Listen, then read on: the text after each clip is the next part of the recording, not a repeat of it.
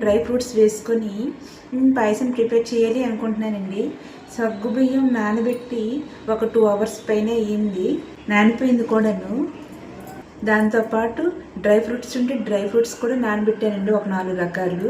నేను 1 కప్పుతో తీసుకున్నాను. దానికి 3 వంతున వాటర్ తీసుకొని మరగబెట్టుకోవాలండి. అది బాగా కెరిలేంత వరకు ఇలానే ఉంచుకుంటానండి. కొంచెం మిల్క్ యాడ్ చేసి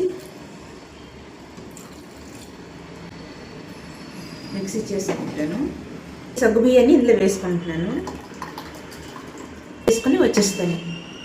ఉడికిపోయింది కదండి. ఇప్పుడు బెల్లం కరిగిపోయింది, యాడ్ చేసుకున్నాను కదా, ఆ పేస్ట్ని ఇప్పుడు ఇందులో యాడ్ చేసేస్తున్నాను. కస్టర్డ్ పౌడర్ తీసుకున్నానండి, ఓన్లీ 1 స్పూన్ మాత్రమే తీసుకున్నాను. దాన్ని పాలుతోని మిక్స్ చేసుకుంటున్నాను. ఇందులో యాడ్ చేస్తున్నానండి. ఇది ఉడికిపోయిందండి. కిస్మిస్ వేసానండి. ఆ తర్వాత మిగతా డ్రై ఫ్రూట్స్ని కూడా వేసేస్తున్నాను.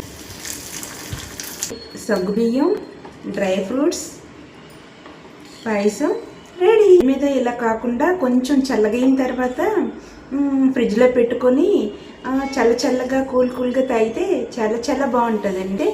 లైక్ చేసి సబ్స్క్రైబ్ చేసుకోండి.